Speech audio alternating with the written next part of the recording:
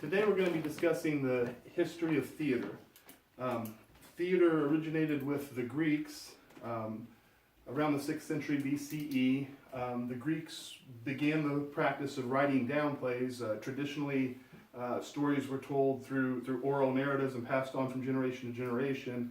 And the Greeks were the first to actually take these stories or create their own stories and write them down so that they could be performed or told over and over again throughout history.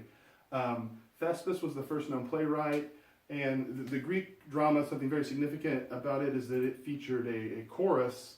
The chorus acted as a group character, sometimes setting the mood or the tone of a play, acted as a narrator, or was the ideal spectator that kind of informed the audience or informed the audience as to what it was supposed to do or how it was supposed to react to the things that were seen on stage.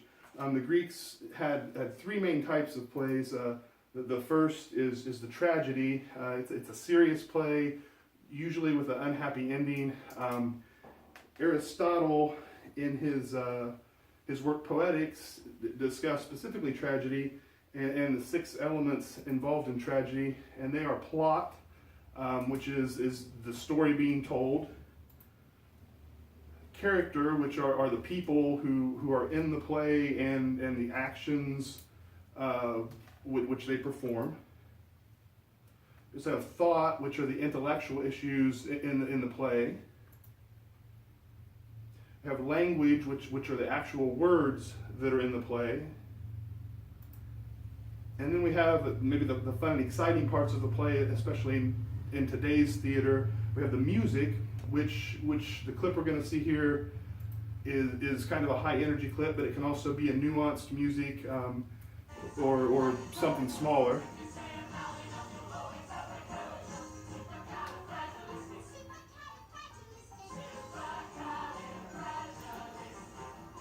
And something that goes hand in hand with music is spectacle, which are the visual elements, the stage, the setting, and also the music can be part of the spectacle. Like I say, they kind of go hand in hand.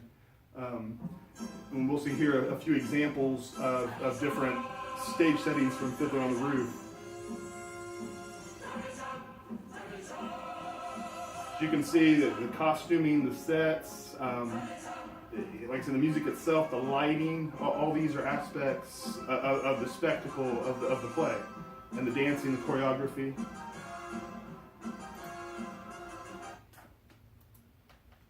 Okay, the next type of Greek drama was the comedy. Plays that deal with ordinary life but are funny and usually end happily. As you can see, these people are having a good laugh, hopefully enjoying a little comedy. The third type of play is the satyr play, and not quite as popular, doesn't have the same duration and lifespan as the first two did. As you can see, this poor guy is unemployed as of now because these plays really no longer exist. The Romans, around 240 BCE, they borrowed from the Greeks. They basically took Greek theater and made it their own. Their first playwright, or one of their most prominent playwrights, Andronicus, was a Greek. He wrote the first Roman plays. Very few Roman plays still exist. We know of a handful of Greek playwrights and do have a few of their works. One of them, Palladius, his play, Pseudolus, has been adapted and is now a funny thing happened on the way to the Forum. So there is still at least some relevance to the Roman plays in today's society. The reason the Romans weren't so prolific at plays or didn't have as many plays, or at least one of the reasons, is that they were more entertained by paratheatricals, which is like gladiator fighting or, as you can see here, a chariot racing. So they were after a more entertainment aspect of theater than a performance-based aspect. So this is what your typical Roman culture might be into.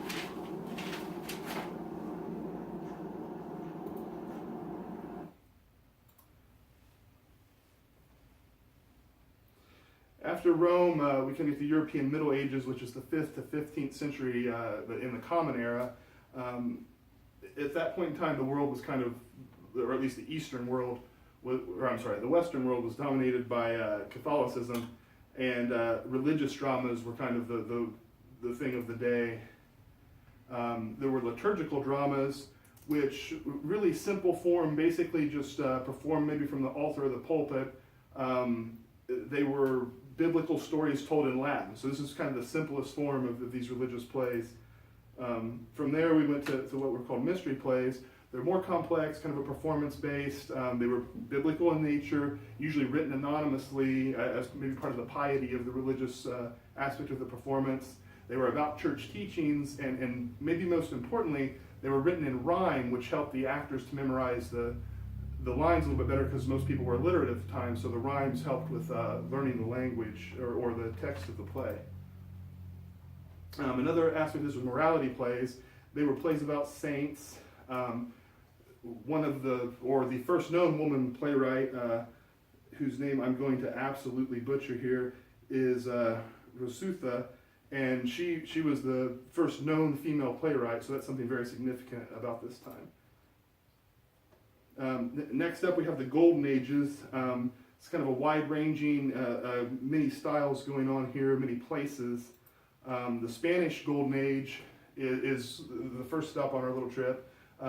They had several different kind of plays. They built on the religious dramas of the European Middle Ages, and a lot of their plays were religious in nature. Catholicism really had a strong hold on Spain during this time, and so those plays kind of continued into this golden age of Spain. They also had what they call comedias, which were dramas and comedies, almost any type of play, and they had a cloak and sword play style of play, which sounds very interesting. Okay, so next up during this golden age, we have the university wits. Now, Christopher Marlowe and a few of his contemporaries, they kind of took a blend of the classical and the medieval, or the early, or the European style of plays, merged them together, and they were early predecessors, and really as this is a bridge to this man, William Shakespeare, which hopefully you've all heard of. He is basically the foundation for what is the English Renaissance, which is the 15th to 17th century Common Era. These are a few of his more famous works, or how do you justify famous Shakespeare? These are just a few of his works, and he is, like I say, the backbone of this era of English Renaissance. Okay, so next we have Neoclassicism, which is new classicism. It was a movement started in Italy. It was a throwback to the older, like Greek style playwriting. It was very structured. They did have, as they described it, a twofold purpose.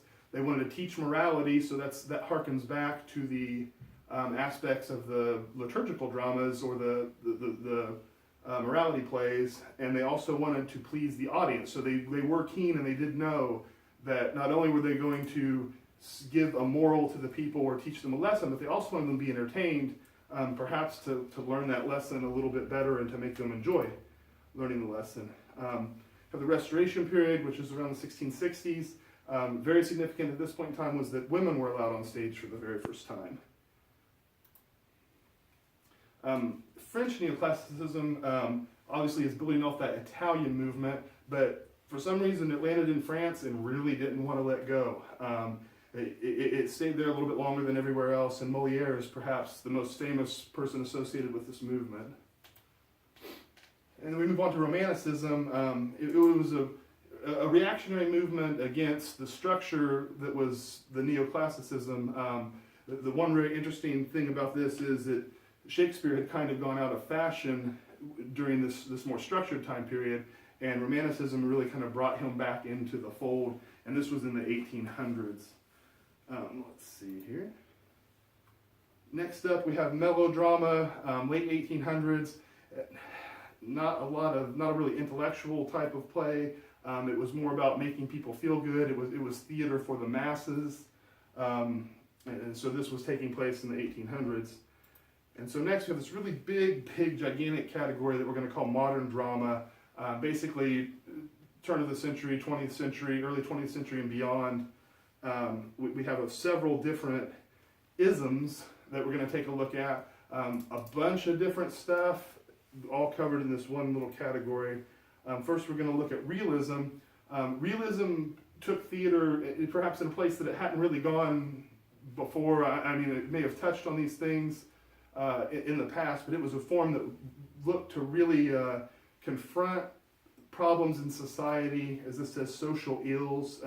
Anton Chekhov, George Bernard Shaw, they were looking to make a statement, not just entertain, but to actually address society and say, hey, these are problems, we need to make these changes. Then we have naturalism, which is just an extreme form of realism. Symbolism used abstract symbols to communicate meaning. So that is just another ism that we have. Expressionism, they exaggerated reality to reflect human nature and inner truth. Then we have Dadaism. It was a reaction to World War I, which is something people really hadn't seen or dealt with before. There had been wars before. This is the first really modern war. It focused on randomness, disorder and disharmony, which was something that usually even the least structured of plays have some kind of structure, and this kind of took that away. Absurdism emphasizes, as this says, the meaningless, unknowable condition of humans. Samuel Beckett's Waiting for Godot is perhaps the best example of this. Plays without real cause and effect structure, more about just like a character study, getting to know the characters on some level maybe. And then we have postmodernism, or last modernism. Once again, de-emphasizes text, abandons cause and effect. This is a very brief view of the history of theater. This could probably go on for days and days and days and days, but this is just a very finite look at what theater is all about. Here's a few of our sources for this production, and that is it. Thank you very much.